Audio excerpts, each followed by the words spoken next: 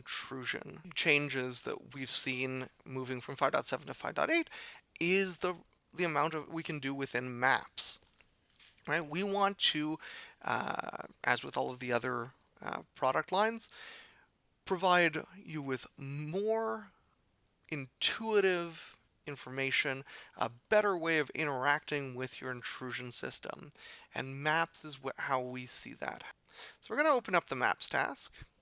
So for today, we're going to take the example of a nice, quaint little office building. On the first floor, they are protected by an intrusion system. They've got their system nicely laid out here. Purple for offices, some little fuchsia meeting rooms, a nice teal coffee break room, and the blue area surrounding it is the hallways, common areas that are covered by the intrusion area. You'll see that we've got some traditional security center entities, like some cameras over here, but we've also got some newer icons here. These are our intrusion inputs. And what we've been able to do in Security Center 5.8 is attribute them specialized icons that reflect their role in the system. For instance, here we've got a glass break sensor, we have a motion detection sensor, and a fire alarm sensor.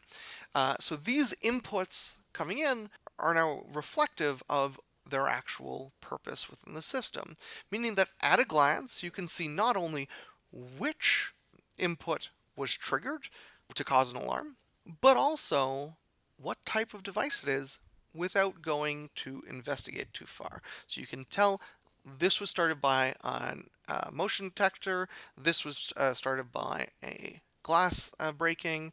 You can notice that there's a little green circle on them.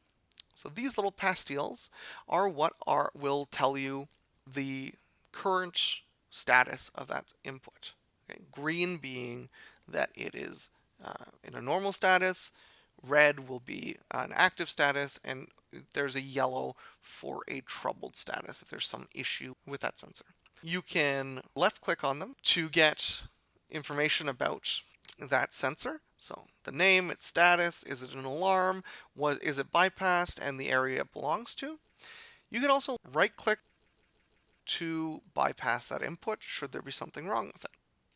So there's also the specialized intrusion tile, which you can see here. The intrusion tile will cycle through the tile which gives it status itself and any video associated to that area. If you have multiple cameras associated to the area, it'll cycle through all of them as well. But let's say you don't want to do that. You want to keep it pinned on the intrusion tile itself. You can bring up another tile and bring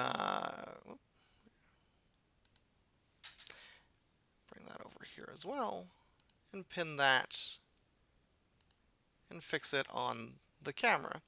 So you get your all overview of the video of the area alongside the tile itself. So let's go through an example. The office is closing up for the evening.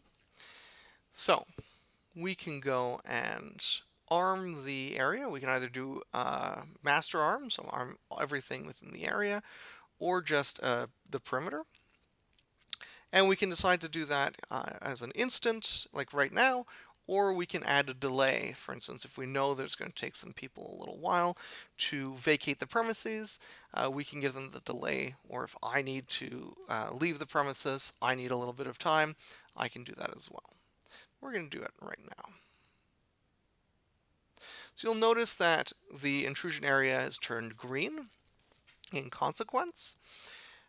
What we're going to look at now is what happens when an actual intrusion occurs. So you'll notice that the glass break sensor the pastille has gone red. Someone broke the glass, they've entered the premises. All right, so let's go and explore what's going on there. And actually, we'll open this up in the monitoring task to see who is entered. This is where the culprit came in. Yeah, we can see her arriving here. So what we're going to do is we're going to go and track that back a little bit so we can record the entire incident and see where she went, thanks to visual tracking, and what her goal was. So we see her entering here. See, she went down this corridor. You can see her walking along. She's taking this corridor here. And she arrives over here. And we found out what she was going for.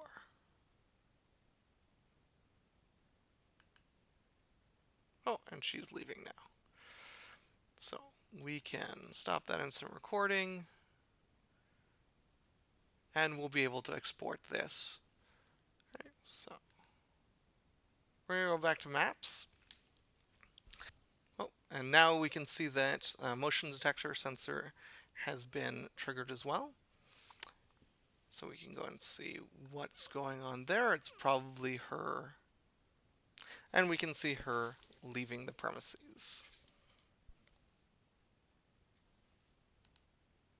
Now, since she's gone, you can see that the input has turned green again, but you'll notice that the halo is still going. And this is because despite the motion no longer being there, so the input is returned to normal, we have a persistence to the alarm so that once it's triggered, we can tell which input triggered that alarm and go back and figure out what was happening with it. If we go back to the intrusion tile,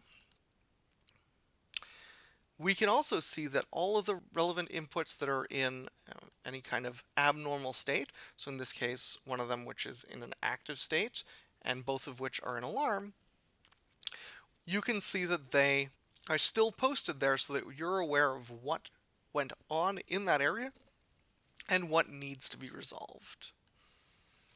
So, now that we know that the intruder's gone, we can acknowledge that alarm, which returns everything to green. And knowing that the glass is broken, so the glass break sensor is still active, we can go ahead and bypass that so that it doesn't trigger another alarm until it's fixed and we can bring it back online.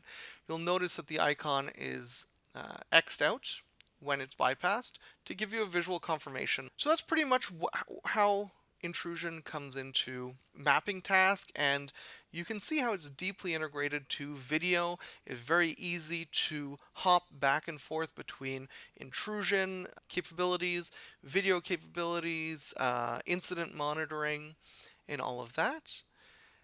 And the last thing I want to show you is one of the key aspects of 5.8, which is dashboards.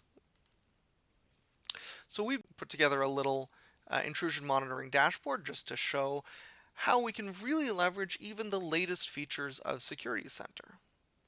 So here you can see we put together a little dashboard. It's pretty straightforward, but it brings in our current state and everything related to the intrusion monitoring tile, the video tile that's associated to that intrusion area, and we have a report that shows all of the different activities that have been going on in this area.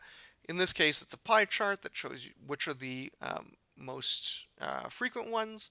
You can see here, entry delay seems to be something that's happening a lot. We can also unselect certain ones if we don't want to know about them. So, very infrequently did an input go into trouble? Maybe we're not as interested in that. We can unhighlight it and it leaves. So it's a dynamic dashboard. It will be updated as these events come in.